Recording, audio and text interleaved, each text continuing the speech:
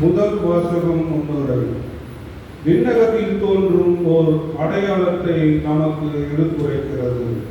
சூரியனை ஆடையாக அணிந்த பெண்ணாக காட்சியளிக்கும் இந்த உருவம் இறைவனின் மக்களையும் தீமையின் மீது இறுதியில் கிடைக்கும் இறை வெற்றியையும் சுட்டி காட்டுகிறது. அன்னையின் வாழ்விலும் துன்பங்களின் நடுவிலும் இறைவனின் வெற்றி வெளிப்பட்டது.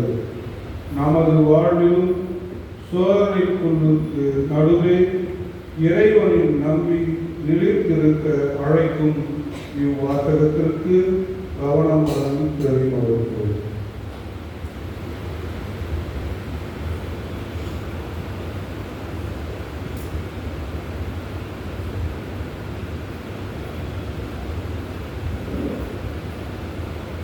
முதல் வாசகம் திருத்துதர் யோவான் எழுதிய திருவெளிப்பாட்டிலிருந்து வாசகம். அதிகாரம் 11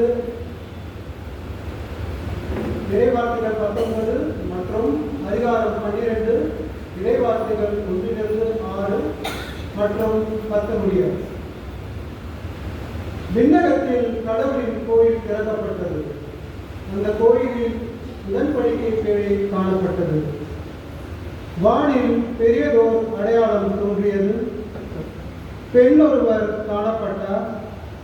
அவர் கதிரவனை ஆடையாக அணிந்திருந்தார். நிலா அவருடைய காலடியில் இருந்தது. அவர் 12 விண்மீன்களை தலை மீது சூடியிருந்தார். அவர் கருவுற்றிருந்தார். பெயர்கால வேதனைப்பட்டு கடும் துணிவுடன் கதறினார். வானில் வேறொரு அடையாளமும் தோன்றியது. இதோ நெருப்பு மயமான பெரிய அரக்கப்பாம்பு ஒன்று காணப்பட்டது. அதற்கு 7 தலைகளும் 10 கொம்புகளும் இருந்தன. அதன் தலைகளில் 7 மணிமுடிகள் இருந்தன. அது தன் வாளால் விண்மீன்களின் 1/3 பகுதியை நிலத்தின் மீது இழுத்து போட்டது. பேர்கால வேதனையில் இருந்த அப்பெண் பிள்ளை பெற்றவுடன் அதை விழுங்கி விடுமாறு அரக்கப்பாம்பு அவர் முன் நின்று கொண்டிருந்தது. எல்லா நாடுகளையும் இருப்பு கோல் ஒன்று நடத்தவிருந்த ஓர் ஆண் குழந்தையை அவர் பெற்றெடுத்தார்.